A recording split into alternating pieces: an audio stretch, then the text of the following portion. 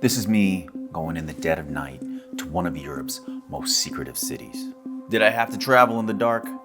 Let's call it dramatic effect. See, I'm an American, and us Americans love ourselves good conspiracy theories and cover-ups. We just eat shit up. But the actual concept of these conspiracies can be tracked all the way back to Europe, mostly France. But for the city that I'm traveling to, it could be argued that they have more conspiracies than any other city. They're just better at covering them up. This place is called the City of 100 Spies for a reason. Don't follow me, comrade. I'll kill you. But some things can't be hidden forever, especially when they're literally right under your nose. Welcome to Prague. 2002, a massive flood hits the city center, smack dab in the old part of the city. And eventually they learn that the second oldest house in Prague is severely water damaged. At the time, it only housed a paper company, but plans were made to restore everything. But that's when construction workers noticed something funny behind the bookshelf. It was a hidden passageway. And what was behind it could have been anyone's guess. This city was over 1,100 years old, and it was only a few decades removed from the Cold War. Prague itself was basically the doorway between the USSR and the West. So a ton of covert activities and spy games were always going on there. And to make things more spicy, that room that they found this hidden passageway was kind of weird. In the center, it had this huge three-headed chandelier with devil heads on it. It was creepy. Nerdy goth kids would cream their pants. So I knew I had to visit this place to see it myself.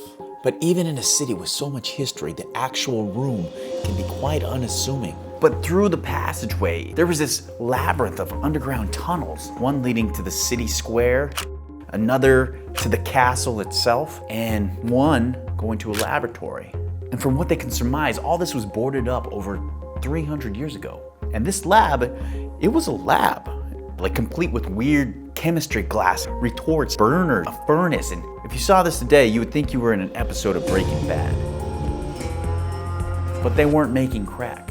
This was an alchemy lab. Or maybe you can say they were making the crack of their day, which was trying to find the elixir of life, which would make you live forever, and a formula that would turn metals into gold. And it makes sense. If you're gonna live forever, you're gonna need a lot of gold. I don't know, I turned Italian there. Anyways, and all this was hiding behind a bookshelf, like freaking ancient Bruce Wayne. They basically had a bat cave before Batman was even a bat sperm. I could have said that better. Because I'm Batman. And who was the head of this secret production? Well, they think it started around 1576 to 1612, which was under the reign of Rudolph II. He was the enigmatic king back then. Charismatic, trippy little king back then. He loved to play with the potion. And one of the reasons this was kept a secret was because the Catholic Church saw alchemy as the occult. Ouch! So now we even have a supernatural conspiracy link. We just need aliens or Bigfoot and we have a conspiracy bingo. Bing! Hey, when you play bingo, do you just go bing? Oh, where's it? Oh, it's bingo. You just scream. Fucking idiot.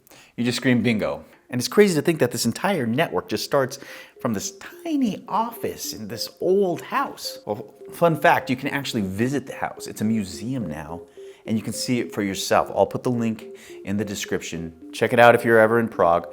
But the entire office itself was renovated to look like it did 300 years ago. And just by looking around, you can see that these scientists, these alchemists, really did believe in their craft. All four walls have an emblem that represents each element of nature: earth, water, fire, wind. And this wasn't so they can summon like Captain Planet. Captain Planet, mother.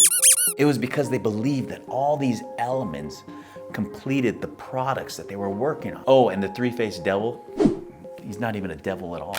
It was Moses, whose description back in the day was confused because when the Bible was being translated into Latin, they said he came down from Mount Sinai.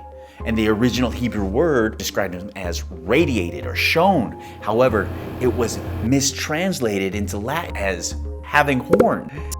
This is crazy European art, just all right there in this room. And you can see all of this with your own eyes Check it out. God bless America.